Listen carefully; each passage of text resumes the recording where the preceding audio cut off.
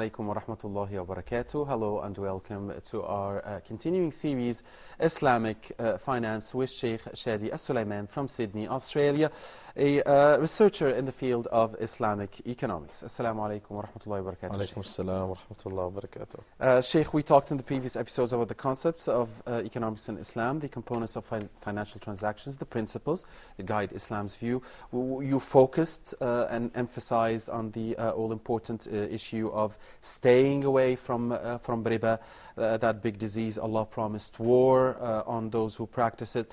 You talked to us about the main differences between Islamic banking and the traditional banking system of nowadays. We also talked about means of financing small projects or buying house or small enterprises in Islamic bankings. And we want to tackle here, Sheikh, if you will, the issue of stock market trading. Nowadays, trading stocks has really become popular around the globe and even in the Middle East region and across most Muslim countries that only launched stock markets about 10 or 20 years ago, namely Saudi Arabia and others, key big Muslim countries. And this issue has been so sensitive and so gadali, so it brought around a lot of debate, so debatable.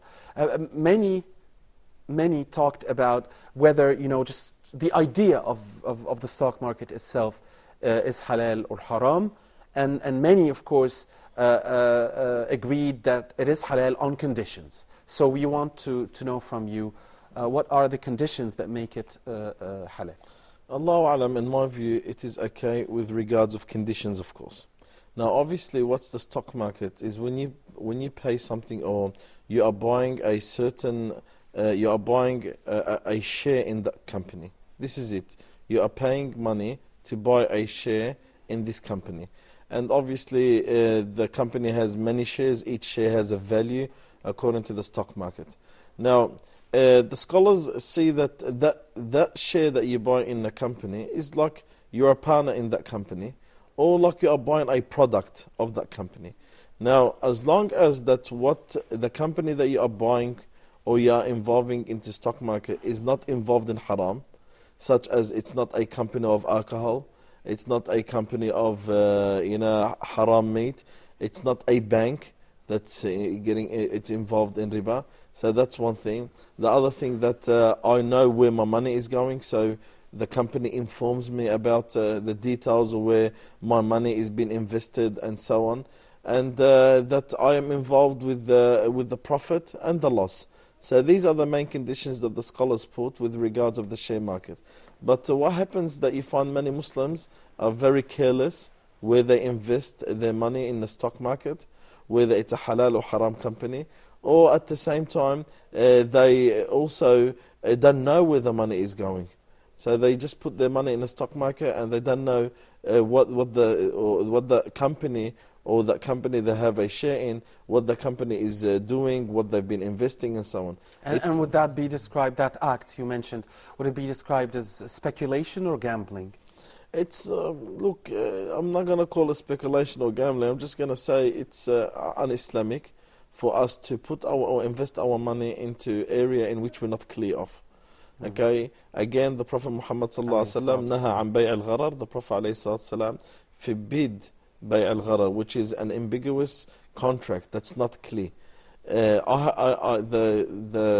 share market, the company that I'm investing my shares in must be very clear with me what they're doing with my money. And I should also know what's happening with my money, not just be careless.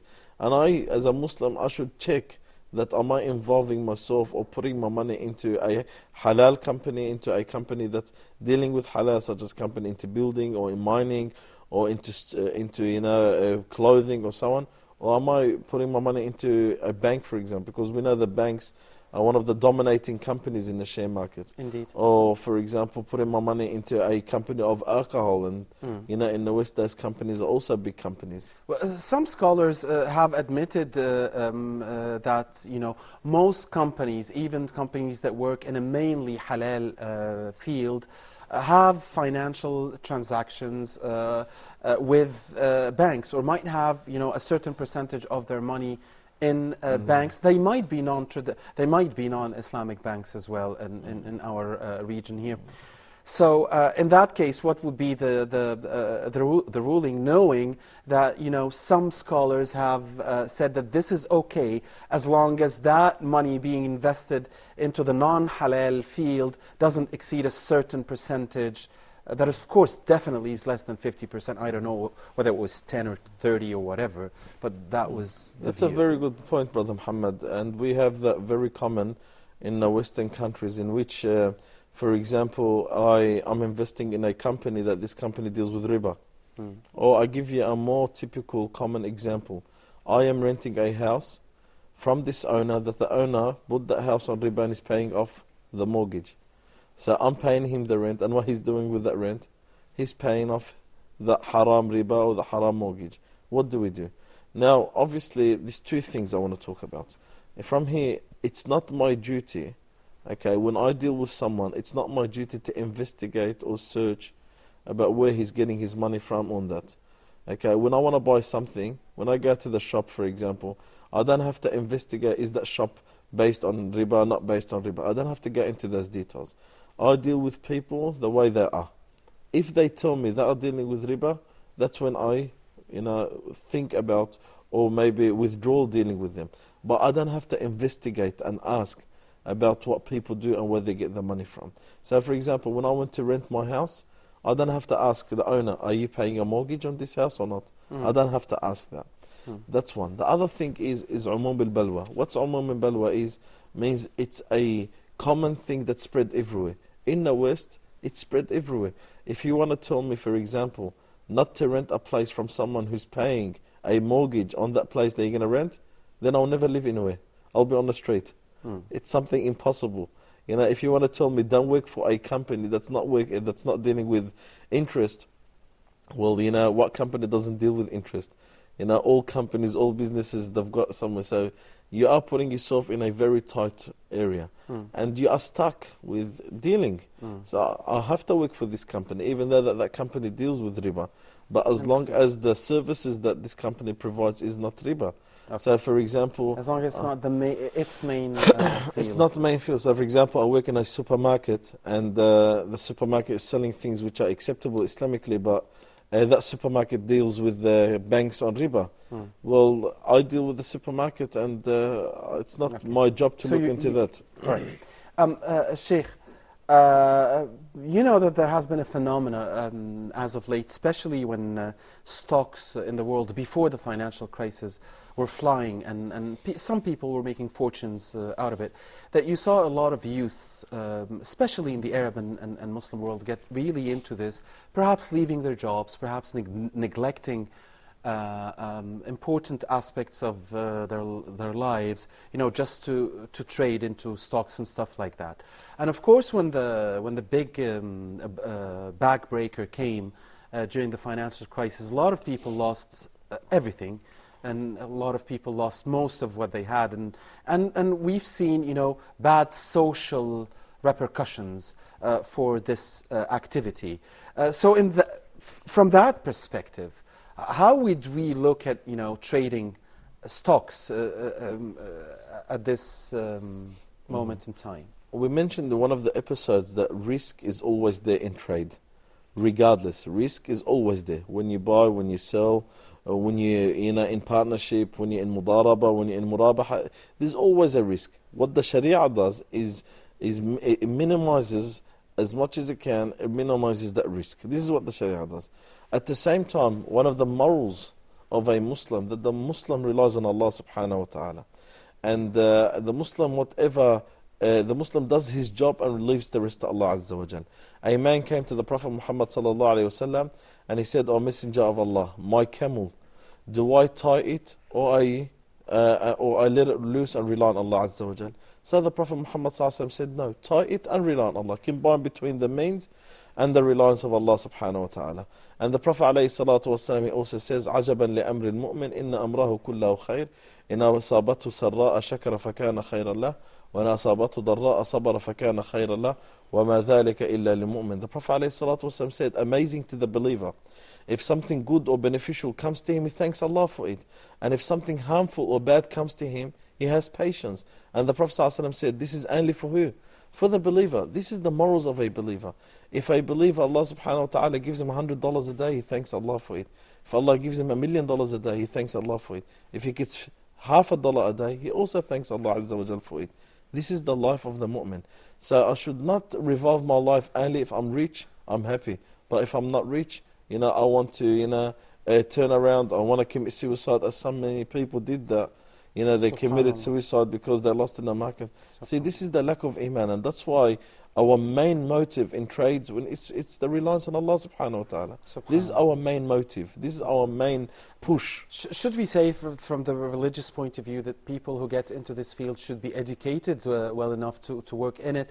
Because if they are not, then they would be taking a huge risk. And you said many times that our religion really, especially in economic dealings, wants to to manage risk in a very good way and limit it, and it doesn't like that fancy gambling type of risk.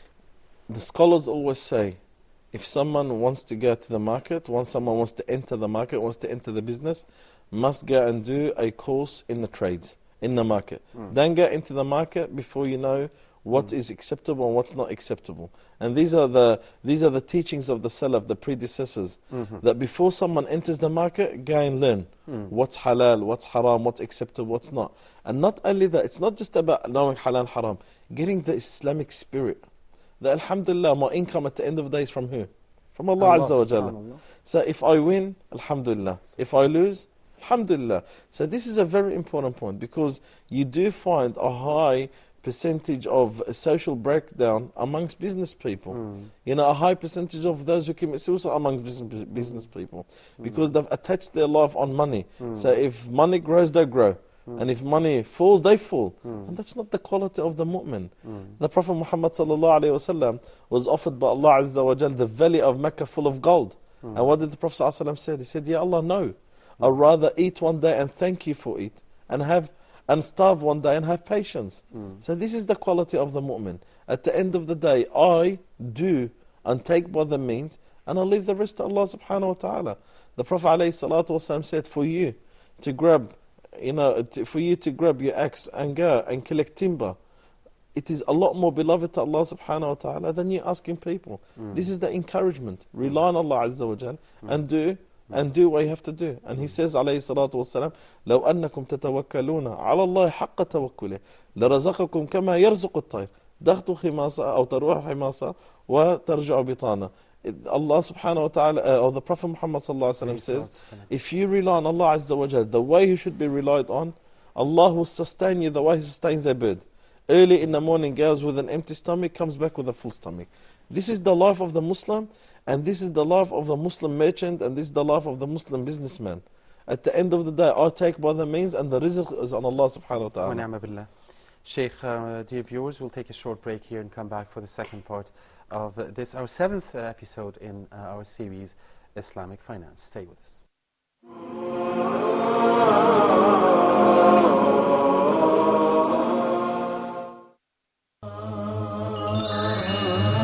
Ask Huda. Dear brothers and sisters, welcome to a new edition of Ask Huda. I have 2 questions. Please go ahead. You can read it in Arabic, and you can also understand the meaning in your own language. The different tafsir and the interpretation of the meanings of the Quran are available in almost every language that exists on earth by the grace of Allah. The water of Zamzam is for whatever intention you drink it with. Salih from Egypt, his father has the way, and he asked about how can he help him. Very good question. Can they give a zakat to any of the dawah centers? The ibadah, or the act of worship, is a part of the unity of worship. It has to be paid to Allah subhanahu wa ta'ala, and in accordance with the guidance of his Prophet sallallahu alaihi wasallam.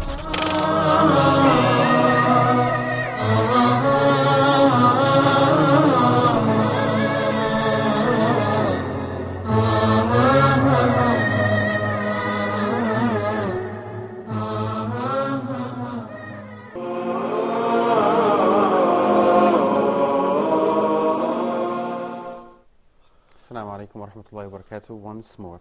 Now, Sheikh Shadi, it is obvious that, when they made stock markets at the very beginning, I mean, one of its main goals was to get cheap financing for companies that do work in projects that would benefit the entire society at the very end. That's one of the goals. And of course, the redistribution of wealth across everyone. But the way the markets worked these past years, and especially during the financial crisis and after, well, before the financial crisis, it seems, some people saw it this way, that the rich were getting richer and the poor were getting poorer. And once the breakdown came, then everybody, even the rich, were really affected and lost some of their money. But in the end, there was a general consensus, even in America, the masters of this financial market thing, there was a feeling that this it got too much carried away, and it was more of a casino, a gambling casino more than anything else, and that it didn't really help, for instance, boost production or for a fair distribution of wealth, but in fact it hurt everybody. So from that standpoint, of course, what happened nowadays is not really the end of the story for the markets. They might have their good days as they had before, but from that standpoint, what would our great religion see in this? One of the conditions that the scholars also add when it comes to stock market, that the company that I'm investing in or buying shares must be a company that exists. One of the things that we've heard, a lot of the companies on the stock market Very were true. just a ghost Virtual. company, Exactly. a company that did not exist. And that's why it's the duty of the investor or the Muslim who wants to invest in that is to research and do those research, And as the Prophet Muhammad ﷺ also says and describes that the believer is kayyis fatan, he's smart and aware. He is smart and aware. A lot of times that you find people in the market are deceived, not because the seller is a deceiver, but also the buyer is not smart, or maybe, I don't want to use the word fool, but maybe not smart or wise enough. And we know that a very common saying, they say in the Arabic world, they say, Al-Qanun la yahmi mughaffalin. That the law does not protect fool people. A Muslim should be aware and cautious. A Muslim should be aware and cautious. And that's why when a man came to the Prophet Muhammad ﷺ complaining to him about how he's always been deceived or cheated in the market, the Prophet ﷺ told him, when you go to the market and you buy something, say, Allahumma la khalaba, or Allah, or he said, he will say to them that there's no deception. Okay, I'm asking Allah, I'm relying on Allah that you are not deceiving me, that you are not deceiving me, which means a contract between him and the seller, that if there's any deception, he'll return it back. So as a Muslim, I should, as we mentioned in a previous episode, that there's one thing I should be cautious of as a Muslim, that I should be aware where I invest my money in, That's very and clear, also but knowledge. That's very clear, but the problem is that, those guys who were really controlling things seem to be so smart, they outsmarted everybody, even governments. And I mean, even the US administration in the end, was firing back at these banks, that misled everybody. Even Greece, which is got into a financial crisis, is saying, that this X or Y or a company or big financial institution or rating agency got us fooled. So, and we are seeing nowadays, suits filed against those big names we kept hearing about for 10 and 20 years during the good days. So there was a lot of trickery out there. There was a lot of hitting under the belt. Of course, the world is trying to regulate things now, so this wouldn't be repeated. But in an atmosphere like this, I need not ask you about the practices of those who fooled everybody, because this is very clear, what would be Islam's ruling on it. But I need to ask you about, in this atmosphere, would business in general be encouraged? Yeah, Brother Muhammad say the unfortunate thing is that this system or this capitalism system that we live in protects those people who are causing this corruption. It is a corrupt system that protects corrupt people, and this is the unfortunate thing. But in an Islamic law, if someone does something like that, there's an Islamic law there, and there's a judge, and the judge will bring this person forward, and the judge will make a very heavy penalty or a severe verdict on this person. In the past, and this is the Islamic way of living, the scholars and or the imams or the khulafa from in the past, they will make an Islamic court in every market. Where there is a market, there's an Islamic court, and the judge is a qualified judge in Islamic financial matters and trades. And whenever there's a dispute, the court is just down the road. People go and sort the disputes and resort to a Muslim judge or an Islamic judge in an Islamic Islamic verdict or Islamic Sharia law ruling, and deal with those matters. This is how it used to be. Every market there's an Islamic court. So if such thing happens, and that's why Muslims were ruling the world at yeah, one of course, stage. and that's why you would not hear of those. You rarely hear of this big corruption happening or monopolizing until people start to drift away from the religion. But as long as people were following Islam and this system was established, you only hear of the prosperity and the flourishing of the Muslim state and the Muslim trades, and we know that in after the Islamic state expanded to the east and the west after the Khulafa, we know that the Muslim world was the center market, was the trade center of the world. And the Europeans used to look up to the Muslim tradesmen and merchants, and from the east the Chinese and that used to come and deal with the Muslims. So it was a center point. Right. What made that center got point? many non-Muslims into Islam. Of course, and what made that center point is because we are following strict rules of the Islam, of the Quran and the Sunnah from Allah subhanahu wa ta'ala, that minimizes that risk, minimizes the dispute, and benefits everyone. Perpetrators and benefits everyone, and holds those perpetrators or holds those corrupt people into account. Like it's in an Islamic state, someone deceiving someone else would not go run away from anywhere.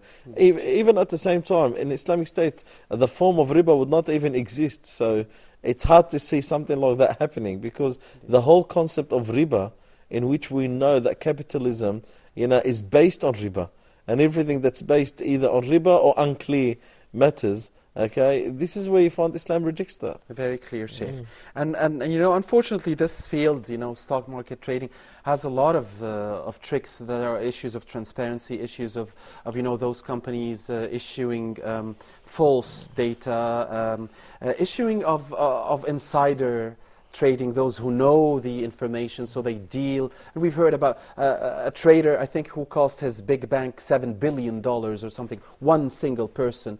Very recently, and there are also these hidden secret accords between certain parties or agreements to fix the price of a certain. It's a monopoly, Brother Muhammad. It's a monopoly amongst the rich people. It's a monopoly amongst politicians, and they're just becoming more rich, more powerful, and the poor is becoming more poor and poor. They've been talking about the third world countries and supporting them, and for the last 10 years you only hear about those countries becoming more poor and more poor, So and they've tried so many systems, and they've tried so many things. Islam is the solution, and not only solution through just buying and selling, through way of life. The zakat is one, the sadaqat is one, the waqf is one. All this is the way of life. If people follow that, path, then there'll be no problem when it comes to poverty.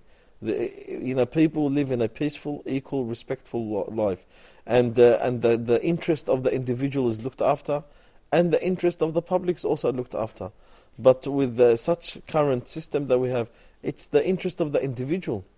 Interest of the individual, where you find one person has enough wealth, has enough wealth, more than a full government, more than a full country. What sense does that make? It does not make sense. Indeed. And indeed, Sheikh, and we are living in a world, when the poor countries you mentioned, unfortunately did not benefit in the good days of the developed nations.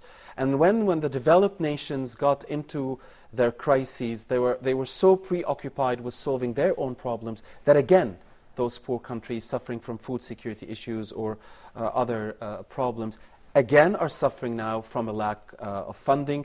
And we've heard heads of several humanitarian organizations complaining that they were promised money, but they never saw the money before the financial crisis or after the financial crisis. Yes, because Islam is the way of life in all aspects, not just when it comes to buying and selling, but in all. And when we talk about Islamic, when we talk about Islamic economy, we don't just refer to buying and selling. We refer to as a finance system, a full finance system that covers all aspects. And takes care of everybody. Yes, when we talk about the zakat, when we talk about the mirath, the inheritance, when we talk about, the kharaj, the taxes that, the minimal taxes that the Sharia had put down for certain type of people. When we talk about there was a time, Sheikh, during Muslims' history that there was not a single poor yes, Muslim, and the Prophet Muhammad and that spoke Baytul Mal about was it. full of Yes, money. the Prophet spoke about this moment in which a man will go with a bag of gold looking for someone to take it, and no one will take it. Everyone's rich. Why? Because that system, the Islamic finance system worked. And everyone was comfortable and convenient. It's going to happen, but we hope we'll live to see it. Ameen. Ameen. Sheikh Shadi Sulaiman from Sydney, Australia, thank you very much, and looking forward to see you in the upcoming episodes of Huda TV's series on Islamic finance. Dear viewers, do stay with Huda TV until we meet again. Assalamu alaikum wa rahmatullahi wa barakatuh.